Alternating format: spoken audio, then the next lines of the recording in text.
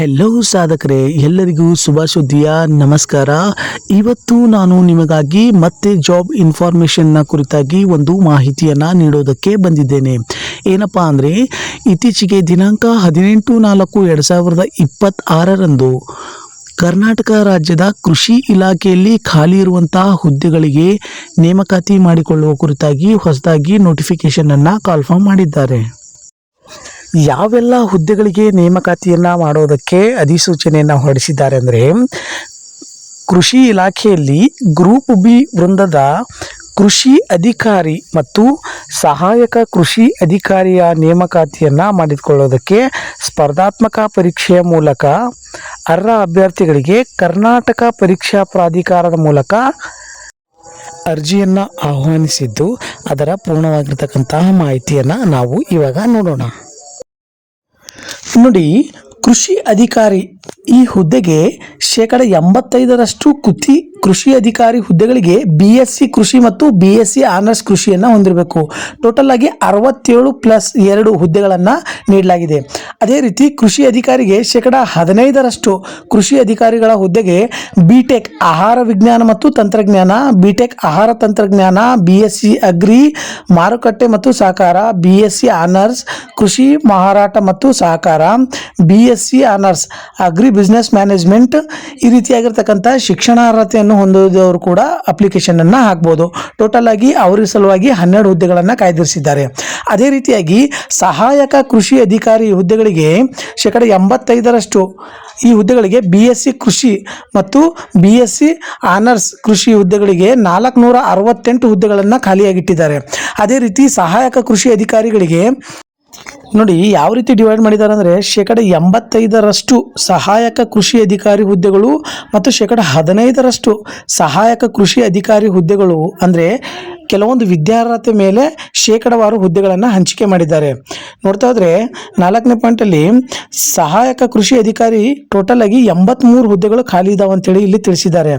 ಇದರ ಶೈಕ್ಷಣಿಕ ವಿದ್ಯಾರ್ಹತೆ ಏನು, ಇದರ ವೇತನ ಎಲ್ಲ ಮುಂದಿನ ಭಾಗದಲ್ಲಿ ನೋಡೋಣ. ಶೈಕ್ಷಣಿಕ ವಿದ್ಯಾರ್ಹತೆ ನೋಡೋಣ. ನೋಡಿ, ಕೃಷಿ ಅಧಿಕಾರಿ ಅಂದರೆ 85% ಹುದ್ದೆಗಳಿಗೆ ಯಾವ ವಿದ್ಯಾರ್ಹತೆ ಹೊಂದಿರಬೇಕಂದ್ರೆ BSc ಕೃಷಿ ಅಥವಾ BSc ಆನರ್ಸ್ ಕೃಷಿ ವಿದ್ಯಾರ್ಹತೆಯನ್ನು ಹೊಂದಿರಬೇಕು. ಅದರಲ್ಲಿಯೇ ಕೃಷಿ ಅಧಿಕಾರಿಯಲ್ಲಿ 15% ಕೃಷಿ ಅಧಿಕಾರಿಗಳ ಹುದ್ದೆಗಳಿಗೆ BTech ಅದರಲ್ಲಿ ಆಹಾರ ವಿಜ್ಞಾನ ಮತ್ತು ತಂತ್ರಜ್ಞಾನ, BTech ಆಹಾರ ತಂತ್ರಜ್ಞಾನ, BSc ಕೃಷಿ ಮಾರುಕಟ್ಟೆ ಮತ್ತು ಸಹಕಾರ, BSc ಆನರ್ಸ್ ಕೃಷಿ ಮಾರಾಟ ಮತ್ತು ಸಹಕಾರ, BSc honours agri business management ಬಗ್ಗೆ, ಆಮೇಲೆ BSc ಕೃಷಿ ಜೈವಿಕ ತಂತ್ರಜ್ಞಾನ, BTech ಜೈವಿಕ ತಂತ್ರಜ್ಞಾನ, BSc ಅಗ್ರಿಕಲ್ಚರ್ ಇಂಜಿನಿಯರಿಂಗ್, ಈ ರೀತಿಯಾಗಿರ್ತಕ್ಕಂಥ ವಿದ್ಯಾರ್ಹತೆಯನ್ನು ಕೃಷಿ ಅಧಿಕಾರಿಗಳಿಗೆ ಹೊಂದಿದವರು ಅಪ್ಲಿಕೇಶನನ್ನು ಹಾಕ್ಬೋದು. ಅದೇ ರೀತಿ ಸಹಾಯಕ ಕೃಷಿ ಅಧಿಕಾರಿ ಹುದ್ದೆಗಳಿಗೆ ನೋಡಿ, 85% ಸಹಾಯಕ ಕೃಷಿ ಅಧಿಕಾರಿ ಹುದ್ದೆಗಳಿಗೆ BSc ಅಗ್ರಿ ಅಥವಾ BSc ಆನರ್ಸ್ ಅಥವಾ ಕೃಷಿ ವಿದ್ಯಾರ್ಹತೆಯನ್ನು ಹೊಂದಿರಬೇಕು. ಎಷ್ಟು? 85% ಹುದ್ದೆಗೆ. ಅದೇ ರೀತಿ 15% ಸಹಾಯಕ ಕೃಷಿ ಅಧಿಕಾರಿ ಹುದ್ದೆಗಳಿಗೆ BTech ಸೇಮ್ ಮೇಲ್ಗಡೆ ನಾನು 15% ಯಾವ ರೀತಿಯಾಗಿರ್ತಕ್ಕಂಥ ಶಿಕ್ಷಣಾರ್ಹತೆ ಹೊಂದಿರಬೇಕಂತ ಹೇಳಿದ್ದೇನಲ್ಲ, ಅದೇ ರೀತಿ ಶಿಕ್ಷಣಾರ್ಹತೆಯನ್ನು ಕೂಡ ಇದಕ್ಕೆ ಹೊಂದಿರಬೇಕು. ವಯೋಮಿತಿ ನೋಡ್ತಾ ಹೋದರೆ ನೋಡಿ, ಕನಿಷ್ಠ 18 ವರ್ಷ ತುಂಬಿರಬೇಕು. ಯಾವಾಗಪ್ಪ ಅಂತಂದರೆ ದಿನಾಂಕ 29/1/2026 ಆದೇಶಿಸಿರುವಂತೆ ಒಂದು ಬಾರಿಗೆ ಅನ್ವಯವಾಗುವಂತೆ ಗರಿಷ್ಠ ವಯೋಮಿತಿ 5 ವರ್ಷಗಳ ಸಡಿಲಿಕೆಯನ್ನು ನೀಡಿದ್ದಾರೆ.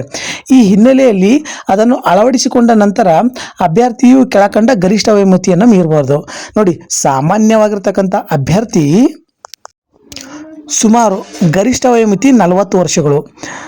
ಪ್ರವರ್ಗ 2A 2B 3A ಮತ್ತು 3B ಅಭ್ಯರ್ಥಿಗಳಿಗೆ 43 ವರ್ಷಗಳನ್ನು ಹೊಂದಿರಬಹುದು, ಹೈಯೆಸ್ಟ್ ಗರಿಷ್ಠ.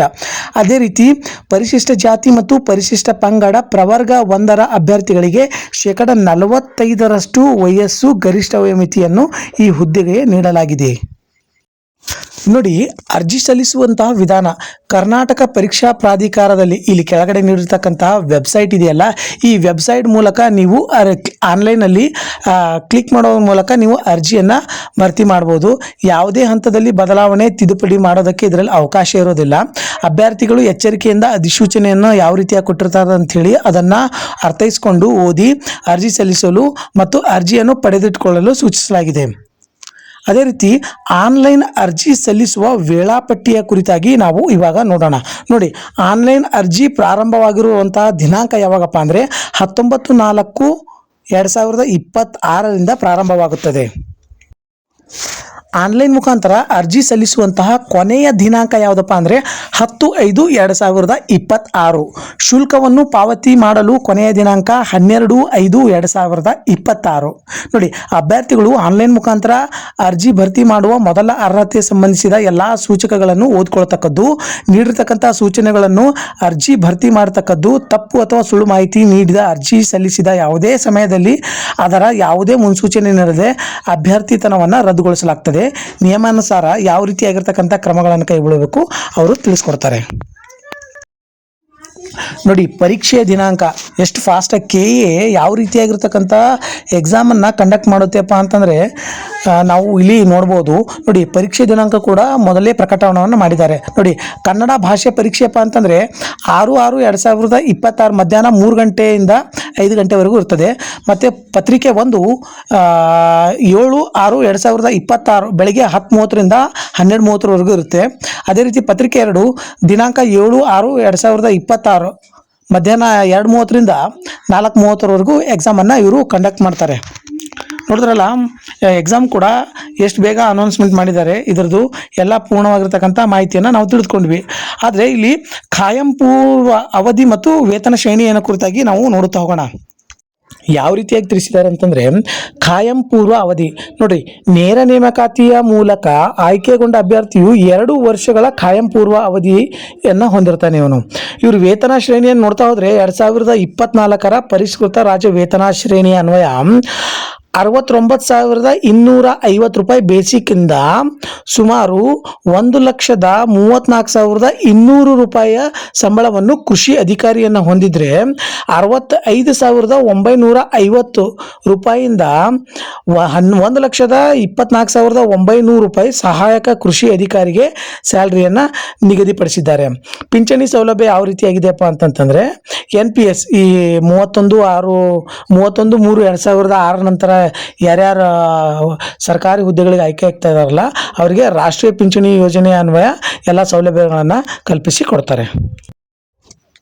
ನೋಡಿ, ಶುಲ್ಕ ಆನ್ಲೈನ್ ಮೂಲಕ ಮಾತ್ರ ಶುಲ್ಕ ಪಾವತಿಸಬೇಕಾಗಿರ್ತದೆ. ಇದಕ್ಕೆ ನೋಡಿ, ಸಾಮಾನ್ಯ ಅರ್ಹತೆ ಮತ್ತು ಇತರೆ ಪ್ರವರ್ಗಗಳಾಗಿರ್ತಕ್ಕಂಥ ಪ್ರವರ್ಗ 2A 2B 3A 3Bಗೆ ಸುಮಾರು ₹750 ರೂಪಾಯಿ ಶುಲ್ಕವನ್ನು ನೀಡ್ತಾ ಇದ್ದಾರೆ. ಇಲ್ಲಿ ನೋಡಿ, 500 ರೂಪಾಯಿ ಅರ್ಜಿ ಶುಲ್ಕ, 250 ರೂಪಾಯಿ ಪ್ರಕ್ರಿಯೆ ಶುಲ್ಕ ಅಂತೇಳಿ ತಗೋತಾರೆ.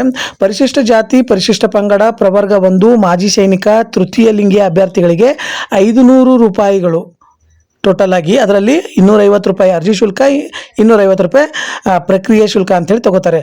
ವಿಶೇಷ ಚೇತನ ಅಭ್ಯರ್ಥಿಗಳಿಗೆ ಹ್ಯಾಂಡಿಕ್ಯಾಪ್ಟ್ ಆಗಲಿ ಅವರಿಗೆ 250 ರೂಪಾಯಿ ಪ್ರಕ್ರಿಯೆ ಶುಲ್ಕ ಮಾತ್ರವನ್ನು ತೆಗೆದುಕೊಳ್ತಾರೆ. ಆದರೆ ಇದು ಪಾವತಿಸಿದ ಶುಲ್ಕ ಯಾವುದೇ ರೀತಿಯಾಗಿರ್ತಕ್ಕಂಥ ಹಿಂದೆ ಮತ್ತೆ ನೀಡೋದಕ್ಕೆ ಸಾಧ್ಯವಿಲ್ಲ ಅಂಥೇಳಿ ಇಲ್ಲಿ ತಿಳಿಸ್ಕೊಟ್ಟಿದ್ದಾರೆ ಅವರು. ನೋಡಿ, ಸ್ಪರ್ಧಾತ್ಮಕ ಪರೀಕ್ಷೆ ಆಫ್ಲೈನ್ ಮೂಲಕ ನಡೆಸ್ತಾರೆ. ಬೆಂಗಳೂರು ಮತ್ತು ಧಾರವಾಡದಲ್ಲಿ ಮಾತ್ರ ಈ ಎಕ್ಸಾಮನ್ನು ನಡೆಸೋದಕ್ಕೆ ತಯಾರಿಯನ್ನು ಮಾಡ್ಕೊಂಡಿದ್ದಾರೆ. ಇದು ಆಡಳಿತಾತ್ಮಕ ಉದ್ದೇಶದಿಂದ ಜಿಲ್ಲಾ ಪರೀಕ್ಷಾ ಕೇಂದ್ರಗಳಲ್ಲಿ ಬದಲಾವಣೆಯ ಷರತ್ತಿಗೆ ಒಳಪಟ್ಟಿರ್ತದೆ ಅಂತ ಹೇಳಿದ್ದಾರೆ. ಪರೀಕ್ಷಾ ಕೇಂದ್ರವನ್ನು ಯಾವುದೇ ಕಾರಣಕ್ಕೂ ಬದಲಾವಣೆ ಮಾಡೋದಕ್ಕೆ ಸಾಧ್ಯ ಇಲ್ಲ ಅಂತೇಳಿ ಕೂಡ ಇಲ್ಲಿ ತಿಳಿಸಿದ್ದಾರೆ. ನೋಡಿ, ಇಲ್ಲಿ ಪ್ರಶ್ನೆ ಪತ್ರಿಕೆ ಮತ್ತು ಅದರ ಪಠ್ಯಕ್ರಮ ಕೃಷಿ ಅಧಿಕಾರಿ ಮತ್ತು ಸಹಾಯಕ ಕೃಷಿ ಅಧಿಕಾರಿಗಳಿಗೆ 85% ಹುದ್ದೆಗಳಿಗೆ ಯಾವ ರೀತಿಯಾಗಿರ್ತಕ್ಕಂಥ ಸಿಲೆಬಸ್ ಇದೆ. ಪತ್ರಿಕೆ 1 300 ಅಂಕಗಳಿಗೆ 2 ಗಂಟೆ ಅವಧಿಗೆ ಇರುತ್ತದೆ. ಸಾಮಾನ್ಯ ಪತ್ರಿಕೆಯಲ್ಲಿ ಯಾವ ರೀತಿಯಾಗಿರ್ತಕ್ಕಂಥ ವಿಷಯಗಳನ್ನು ನೀಡಿದ್ದಾರೆ ಅಂತೇಳಿ ಇಲ್ಲಿ ನೋಡ್ಬೋದು.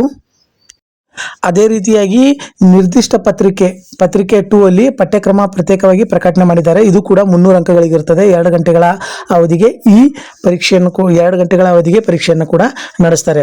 ಅದೇ ರೀತಿ ಕೃಷಿ ಅಧಿಕಾರಿ ಮತ್ತು ಸಹಾಯಕ ಕೃಷಿ ಅಧಿಕಾರಿಗೆ 15% ಹುದ್ದೆಗಳಿದಾವಲ್ಲ, ಅದಕ್ಕೆ ಕೂಡ ಪತ್ರಿಕೆ 1 ಪತ್ರಿಕೆ 2 ಇರ್ತವೆ. 2 300 ಅಂಕಗಳಿಗೆ ಇರ್ತವೆ. 2 ಗಂಟೆಯ ಅವಧಿಯನ್ನು ಹೊಂದಿರ್ತದೆ. ಇಲ್ಲಿ ನೀವು ಮುಖ್ಯವಾಗಿ ತಿಳ್ಕೊಳ್ಬೇಕಾಗಿರ್ತಕ್ಕಂಥದ್ದು ಏನಪ್ಪಾ ಅಂದರೆ, ಅಭ್ಯರ್ಥಿಯು ಅರ್ಹತೆಗಾಗಿ ಕನಿಷ್ಠ 35% ಅಂಕಗಳನ್ನು ಕಂಪಲ್ಸರಿಯಾಗಿ ಕಡ್ಡಾಯವಾಗಿ ಅವರು ಗಳಿಸಲೇಬೇಕು. ಇಲ್ಲಪ್ಪ ಅಂತಂದರೆ ಅವರು ಅನರ್ಹ ಅಂತೇಳಿ ಪರಿಗಣನೆ ಮಾಡಲಾಗ್ತದೆ. ಅದೇ ರೀತಿ ಇಲ್ಲಿ ಋಣಾತ್ಮಕ ಮೌಲ್ಯಮಾಪನ ಇದಿರ್ತದೆ. ಅಂದರೆ 0.75 ಅಂಕಗಳನ್ನು ಕಳೀತಾರೆ ಪ್ರತಿಯೊಂದು ತಪ್ಪು ಉತ್ತರಕ್ಕೆ. ಪ್ರತಿಯೊಂದು ಎಕ್ಸಾಮಲ್ಲಿ ಯಾವ ರೀತಿಯಾಗಿರ್ತಕ್ಕಂಥ ವಿವರಣೆ ಇರುತ್ತೆ, ಅದೇ ರೀತಿಯಾಗಿರ್ತಕ್ಕಂಥದ್ದು ಇಲ್ಲೂ ಕೂಡ ಕ್ಲೀನಾಗಿ ಎಕ್ಸ್ಪ್ಲನೇಷನ್ ಮಾಡಿದ್ದಾರೆ. ಹಾಗಾಗ್ಬಿಟ್ಟು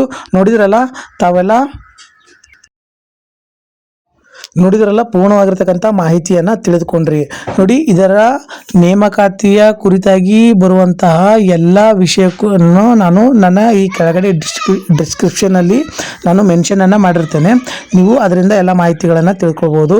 ಯಾವ ರೀತಿಯಾಗಿರ್ತಕ್ಕಂಥ ಸಿಲೆಬಸ್ ಇದೆ, ಹಳೆ ಪ್ರಶ್ನೆ ಪತ್ರಿಕೆಗಳು ಯಾವ ರೀತಿಯಾಗಿ ನೀಡಿದ್ದಾರೆ, ಹಳೆ ಪ್ರಶ್ನೆ ಪತ್ರಿಕೆಯನ್ನು ನೀವು ಬಿಡಿಸುವಂಥ ವಿಧಾನ ಎಲ್ಲವನ್ನು ನಾನು ಕೆಲವೊಂದು ವಿಡಿಯೋಗಳಲ್ಲಿ ಮಾಡಿದ್ದೇನೆ. ನೀವು ಆ ರೀತಿಯಾಗಿರ್ತಕ್ಕಂಥ ವಿಡಿಯೋಗಳನ್ನೆಲ್ಲ ವೀಕ್ಷಣೆ ಮಾಡಬೇಕು.